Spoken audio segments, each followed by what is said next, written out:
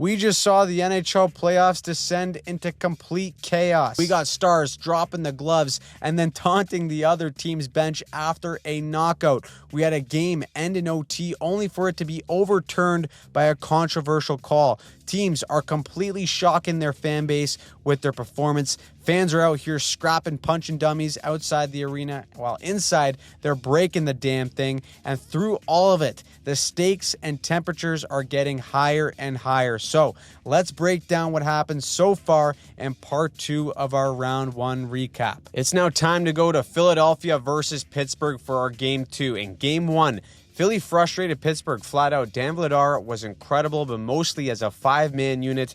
Philly did an incredible job at just shutting down any controlled entries or rush opportunities. And really, it's kind of a repeat of game 1. The first 40 minutes of this game was kind of a slog again. Not a lot of rush chances for either team. Very few grade A looks. That works more into Philly's favor than it does Pittsburgh. Now, the story early on has been special teams as well. Pittsburgh came into the playoffs with a top 10 power play. It was ranked 7th in the league. Philly's PK wasn't exactly amazing. It ranked 21st, but in these playoffs, it looks completely swapped right now. Penguins had a chance to get the first goal of the game, but the Flyers' entry defense on the penalty kill was incredible. They just did not let Pittsburgh get set up whatsoever, and if they did, it resulted in them getting 0 shots on net. Pittsburgh was just way too stagnant and tight. If you go back and watch the Penguins' power play throughout the regular season, there was way more motion and puck movement. In this game, there was none of that. And really early in this series, that has been a big issue. They're looking for the perfect plays, and overall, they are just disorganized. But in almost identical fashion to game 1, just over halfway through the second, Philly gets some sustained ozone time. The centering pass is fanned on by Travis Konechny. You call him Dakota Fanning for a reason, but it actually sets up Porter Martone, who says, I'll take that bounce. This kid is making me look like a goddamn genius for saying he's going to have a series in this one. He is fitting in like a glove in Philly. He's got his second of the series. That is no bueno for Pittsburgh, who now feels all the pressure coming on, and it gets worse for the power play too for the Penguins. Ladies and gentlemen, welcome to the Owen Tippett Show. Shorthanded, he hounds the puck, forces Skinner to rim it around to no one. Then he's going to get the puck, shakes off Novak like he's a piece of fluff, tells Letang to get the hell off of him, and then Tippett is our shady salesman of the day here. Sells shot, says, nope, I'm sliding this bad boy over to Hathaway for the shorty. Philly is just outworking and outclassing Pittsburgh in all avenues of the game. I've been so impressed with how Philly has clamped down defensively, and the most frustrating part is that even when Pittsburgh does get a chance, Darth Vladar has been lights out. He stops everything they throw at him for the shutout. The Flyers go back to Philly with a 2-0 series lead, and with Crosby having 0 points. I'm sure Philly fans are just waiting to say nice things to him. Now let's go to the Sens versus Hurricanes for game 2, and this one was all drama. First, Brady Tkachuk takes a penalty as he just fully turns into Stone Cold Steve Austin with the forearm shiver on Aho. 2 minutes for you can't do that, pal. That's kind of a bad penalty to take, as Carolina takes full advantage with the stanky leg again. Best last name in the league, Stankoven, in the download bumper play. This is some cheeky stuff from Taylor Hall on the feed as well. Watch him shift the hips and toe caps to make it look like he's going to feed the board option. That keeps Shabbat's stick out of the lane in front. He says, nope, I'm also a filthy liar, and delivers a perfect feed. It's 1-0 Carolina. Then it goes from bad to worse for Ottawa as they allow a shorthanded goal to go down by 2. But this Sens team all year long will just not go away. It starts with the forecheck for them. Batherson works his cojones off as the F1 forces the high flip in which Sanderson turns into prime Vernon Wells catching this puck. He then sends it back down low to Batherson. He gets his own rebound, and it's Bed Batherson and beyond to cut the lead down to 1. That's a big goal for Ottawa. Now make no mistake, Freddie Anderson has been unbelievable up until this point of the series, but he's known for the squeakers at the bad time, and this one is a certified squeaker. Cousins from outside the dot throws one at the legs of Freddie to remind them to close those damn things. There's a draft coming in, and it's the puck. That's a backbreaker to tie this one, and I'm telling you, those are the ones that make Coach Rod Brindamore want to walk into the room and throw Gatorade right at his tendy. So now we're all tied at 2s going into the third. Now these two teams traded chances back and forth. It looked like we were going to go to OT, but in the dying seconds, Carolina centers it out in front of and look at this save by Ullmark. The good old chicken wing keeps it out and sends this to OT. All right, take a breather, come back. 2 minutes left in OT. Ottawa has a delayed penalty. They're gassed. Carolina goes across the seam, hits the rebound, and Jankowski says, start the car, let's go home. Carolina goes up 2-0 in the series. Fans are leaving the game, but hold on a second.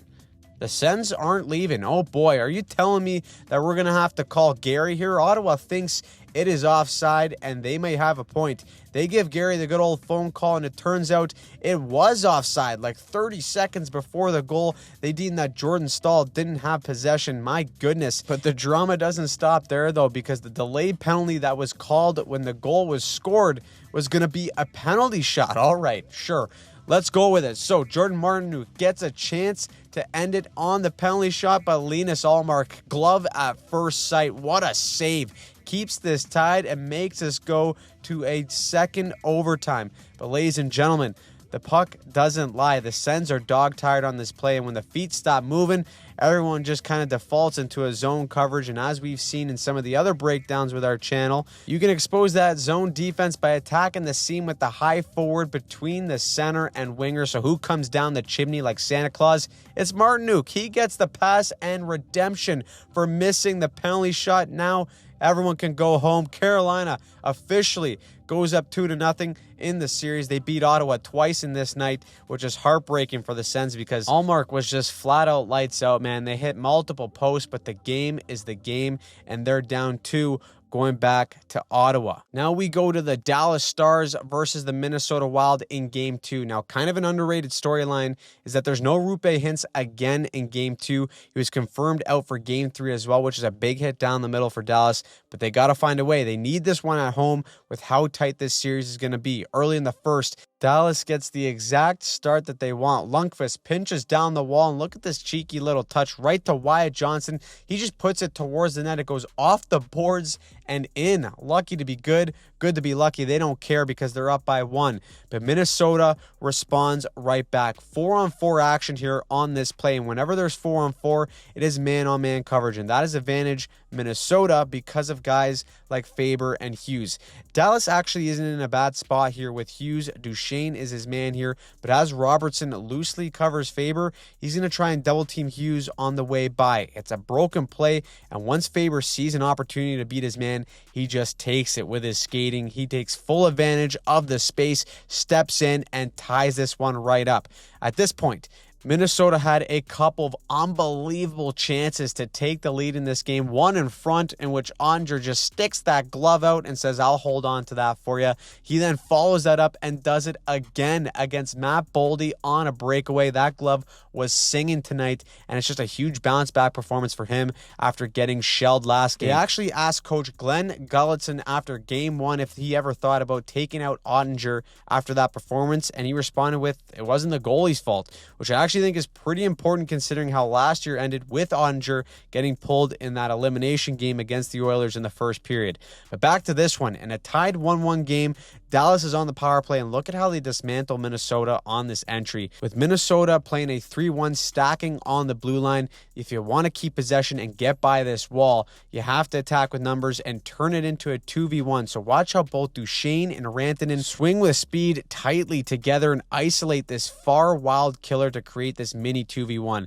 Now, because they've built up all this speed, they can enter the zone with possession by catching the killer flat-footed at the line. Then they can carry all that speed into the zone, backdoor feed, and Duchesne puts the Stars back on top 2-1.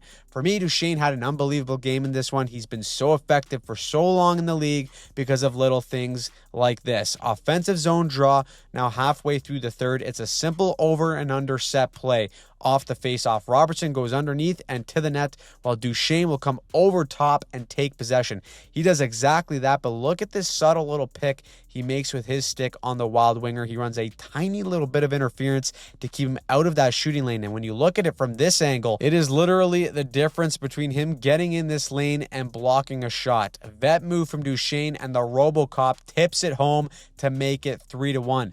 Now, Brock Faber double dips the chip 2 minutes later to pull within one, but this is where Ottinger once again stood tall. The Wild had a power play in the final 3 minutes, and he shut the door. Minnesota pulls the goalie. The puck is cleared. It's rolling. Quinn Hughes is busting his ass to get back. He sees it rolling wide. Kind of pulls up thinking it's going wide. Oh shit, it's actually going in. He's got to keep hauling ass to get there, but the hesitation means he's too late, and that is the game as Dallas evens out the series with a big 4-2 win to bring this back to Minnesota all even. Now, finally getting started, and the last to start in these playoffs is the Anaheim Ducks versus the Edmonton Oilers. The potential long run back for Connor McDavid starts in this game, and the good news is that Leon Draisaitl is back and healthy for Game 1.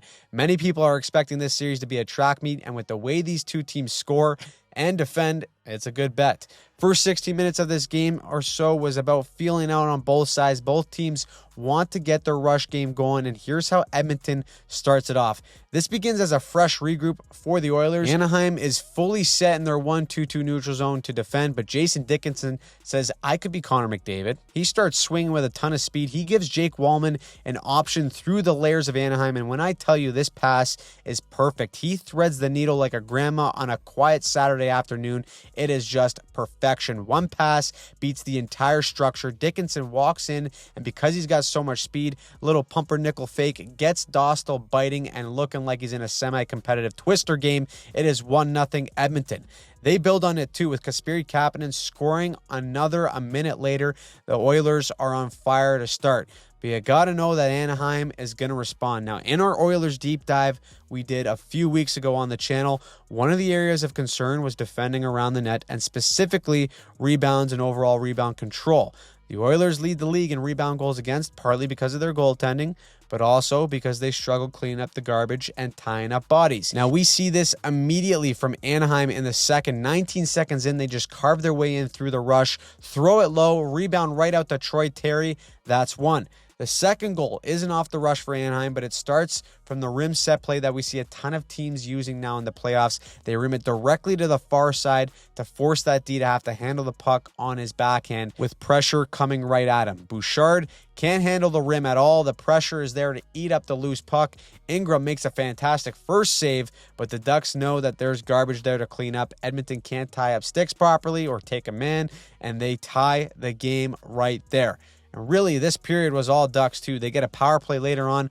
5 seconds in, Troy Terry just rips one top shelf. That is possible because of this all-time screen from the PETA guy from Sausage Party himself and Chris Kreider. He may be one of the best net front guys in the league. Just completely takes away Ingram's vision here. So now Edmonton goes into the third down by 1. Oilers are pressing. We're a little over halfway through the third period. Ekholm is going to activate to give Edmonton a numbers advantage on the rush, and Radko Gudas, whoop, was that a banana? He just hits the deck hard at the worst possible time, springing a mini 2v1, clap bomb off the pad, and it's Jason Dickinson again. Rebound goal, but he is truly McDavid in this game. It's all tied up, and the script ain't over there because we're in the final two. Edmonton gets the cycle going. Podkolzin behind the net, sees Kapanen in the soft spot, and look at this dish. Right on the tape, he makes no mistake, and Edmonton takes a late 4-3 lead. That means it is full court press for the Ducks. They are buzzing in the final seconds. And look at Mikael Granlund. He's got a soccer net to shoot at to tie the game, but he must be watching too much Italian soccer because he misses completely. Nightmare on Elm Street for him, and the Oilers hang on to take Game 1. Now, perhaps the most impressive part is that they did it all without Connor McDavid recording a point. They were 0-12-2 before tonight when he goes pointless, and honestly, that's a great sign for the Oilers because if they're going to get back to where they were last year, the depth needs to pull their weight, and that's exactly what they did in Game 1. Now let's go to Game 2 between the Montreal Canadiens and the Tampa Bay Lightning. Now, one of the biggest things coming out of Game 1 for Tampa was discipline. Tampa took 4 ozone penalties. It cost them each time, and Coach John Cooper made it a point to say that they need to be way more disciplined. So, to start this game was an absolute war. You got guys taking runs at each other. Sabres is trying to bait Josh Anderson into a tilt. He's not interested in the smoke. Not a fair trade-off. He's not taking that. But one guy who I feel is constantly dragging Tampa into the fight and has become such a leader, is Brandon Hagel. Early on, he sets the tone for Tampa, sees some traffic in front, and he just hammers it towards the net. The beer league special, throws it towards the mixer. Tampa goes up 1-0. At this point, the game is heating right up, and it starts behind Montreal's net. Everyone is in the mix here. A whole bunch of headlocks. Guys are trying to get a few greasy shots in, but at the end, Hagel gives the old Hulk Hogan pump up to the crowd on his way to the box. You got the worm, the 984-year-old Corey Perry chirping from the box. He's mad that the retirement home served eggs and not pancakes for breakfast. Gotta love that he's still in the mix as well. However, that puts the hottest power play of the playoffs on the ice, and they make them pay. This time, they keep it simple. It's a rip from Lane Hudson from the top of the tee to tie the game. Another penalty cost Tampa, and at the end of the period, the temperature keeps on rising. So in the second, it hits a boiling point between Slavkovsky and Hagel. They're in each other's face. You want to go? We're going here. 2 stars, dropping the mitts, fire me right up. Big size difference here, but Hagel is an absolute dog, and we've seen him throw in the Four Nations. We know he can go, but Slavkovsky, he's throwing a few big ones, and then the right from the prairies comes over top, and ba-boom, catches Slavkovsky. Down goes Frazier. Holy. Hagel then gives the Montreal bench the little man celebration and then tells Slavkovsky that he went to sleep in the penalty box. Give me 7 games of just this. That's it. That's all I'm asking for. What a tilt, and it ends up working out for Montreal because in the dying minutes of the second, Montreal's fourth line and forecheck gets to work. Evans and Deneau win the battle below the goal line. They centered it out in front to Josh Anderson, and I told you the guy turns into Wayne Gretzky during the playoffs. That's his second, and another goal gives Montreal a 2-1 lead heading into the third. So, with 7:27 remaining in the third, Tampa is putting on the pressure, and this is a fantastic pinch by Moser on the wall, and it's the fundamentals as Hagel stays as the F3 and supports so that Moser can pinch with no hesitation. That forces Slavkovsky to rush his play on the wall. It's a no-look feed right to the man that punched him in the mouth. Hagel fires it, it misses, and there's Kucherov. He's in his rocking chair, ladies and gentlemen, goes around the mountain for the wraparound tie game, as it should be with these two teams, and we go to overtime for the second game in a row. Now in OT, Montreal was on their heels and didn't get a single shot. Tampa has an offensive zone draw, and we see once again the importance of running a tiny bit of interference on these set plays. Cirelli snaps it back, and look at Kucherov just get enough of his stick in there to impede on Kirby Dach. Moser beats the stick, walks in, and goes upstairs where Mama hides the peanut butter for the OT winner. It's a perfect shot, and it had to be to beat Dobich tonight. Tampa takes a must-win game to tie the series up and head back to the Bell Center 1-1. What a game and what a series so far. Next up is Game 2 between the Boston Bruins and the Buffalo Sabres, and I feel like it's my obligation now to break down the shenanigans by Buffalo fans. We got fans RKOing the Bruins dummy. Sabres fans are also setting up a roller hockey game where right off the draw, they're just fully jumping the guys. City of Buffalo is ready for Game 2. Now, the first period, there was no scoring, and again, not many chances for each team. This is how Boston wants to play this series. Patience, limit rush chances, and hope they force Buffalo into mistakes where they can counter. Sprinkle Swayman in, mixing in some Tim Beller saves, and that's the formula for them having success. Now, when you play a team as fast as Buffalo, a play like the high flip becomes really effective at just evading pressure while staying relatively low risk and also providing the opportunity for a 50-50 puck down the ice. Teams like Florida and Carolina are so good at this, especially during playoff hockey. It's a great way to just punt and live to fight another day. That's what Boston does here as Asparet feels the heat coming quickly with 2 Sabres, so he just throws the high flip in Arvidsson. They call him the Weasel with great anticipation and speed. He gets on his horse, wins the 50-50, and it's a backhand shovel 5-hole. Boston has the 1-0 lead, and Sabres have to play from behind yet again. Now, speaking of high flips, Morgan Geeky, the Geek Squad, says, I'm going to try that high flip stuff you're talking about and then go for a change. UPL same-day delivery comes out to play it, and it takes a one-hopper and goes in. My God, just a terrible bounce. Went to the school of Vesatoskala on that one. Boston gets an absolute gift from the hockey gods to make it 2-0, and it sucked the life right out of Buffalo. Shortly after, they get a power play goal with a high tip, 3-0 going into the third,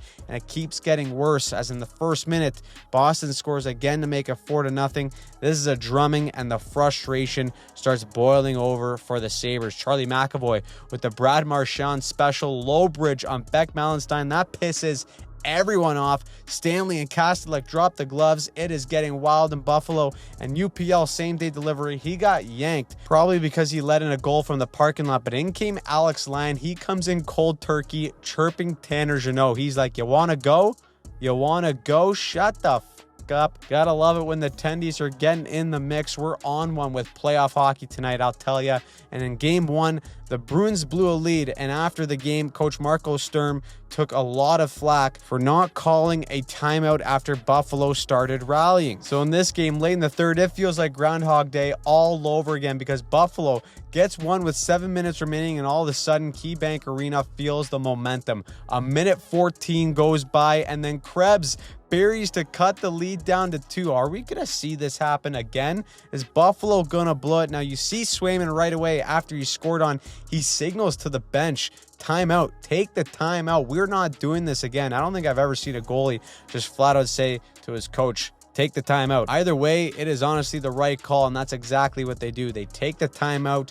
Boston doesn't get a repeat of game one. They hold on to tie the series going back home, and now it turns to a best of 5. Now, aside from a heroic comeback in game one, I don't think Buffalo has looked all that great, especially their power play. It struggled in game 2. They were 0 for 5, and they're now 0 for 9 in this series. This is a problem at the end of the season, as well as they were 0 for 22 on the peeper in their last 7 games. That is no bueno. They spent almost 0 time playing with the lead in this series, and if that continues, Boston and their system will eventually prevail. Next up is Vegas versus Utah for game 2.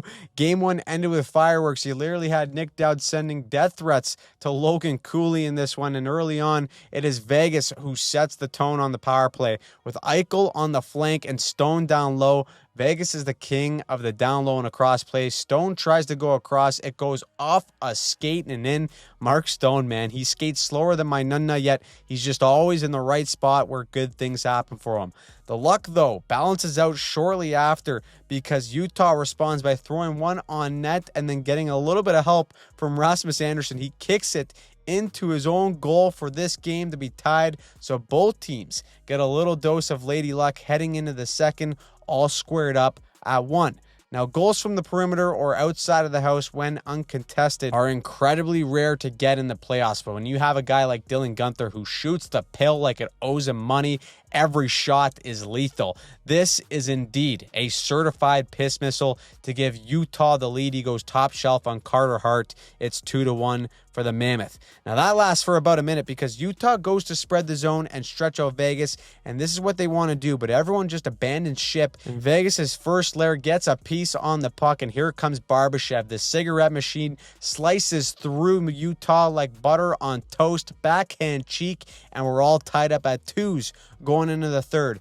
Now, just because Utah got burned on that play, they don't abandon their game. Watch on this regroup here as the Utah D backs up. It's very similar to what cost them on the last goal. All 3 of Utah's forwards just take off up ice to push Vegas's D back, and simultaneously, Utah's D is backing up further and further to draw in the Vegas forecheck. Look, he goes all the way back below the goal line here to pull them deep in the O-zone, and while that's happening, Utah's forwards are now swinging back to take full advantage of that gap that they've created between the layers of Vegas. Now, here's why this is brilliant, because it forces Vegas's D to have to start skating forwards at the puck to try and gap up.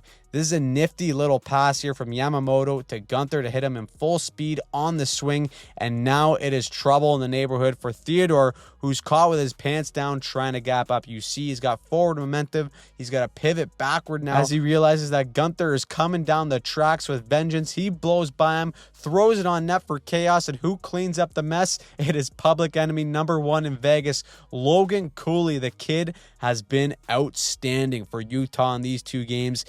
dog of a game for him and clutch goal. That is perfect execution of Utah and leveraging their strengths against the weaknesses of Vegas. The Mammoth hold on to the 3-2 lead and win their first ever playoff game in franchise history to tie the series. Then finally, we go to Game 2 of the Colorado Avalanche versus the LA Kings. This game was bizarre, let me tell you. Offense is at a premium in this series, and that's exactly how LA wants it. Let's jump to the second here where Makar takes an interference penalty while on the power play, which means that Quinton Byfield gets a penalty shot. And watch this. Fake shot, Wedgwood bites. Byfield goes to his backhand. He's got him dead to rights here. Look at all this net, but Scotty Wedgwood says, "Nuh-uh," with the glove. That is some highway robbery right there. As fans absolutely love it. They actually love it too much that they're going wild behind the Kings bench, banging on the glass, and they break it on Coach DJ Smith. What the hell is going on with the NHL playoffs right now? It is madness. They had to delay the game for 17 minutes. Guys are stretching on the ice just to stay warm. They had to bring in new glass, clean up all the old glass. It was a mess. And it gets weirder too because still tied at zeros in the third. Malinsky tees one up. It hits the net. The horn starts. Everyone's going wild. They think it's in, but look at Drew Doughty. He's like, nah. It's stuck in the outer pocket of the net. This is no goal. It hit the outside of the net and got stuck there. The madness continues as these two teams love saving all the goals in the final 10. LA gets a power play, and it is the breadman. Artemi Panera-Bread finally beats Scotty Wedgwood to give them a 1-0 lead. LA is literally on the verge here of taking one on the road, which would be monumental. But instead, the captain, Gabriel Landeskog, is going to get fed on a platter from Marty Necas to tie this game up with 3 minutes left, and we're going to overtime. Now, I sound like a broken record here, but the more you watch hockey, the more you see these trends. The Kings are one of the stingiest and best defensive teams in the league when 5-on-5.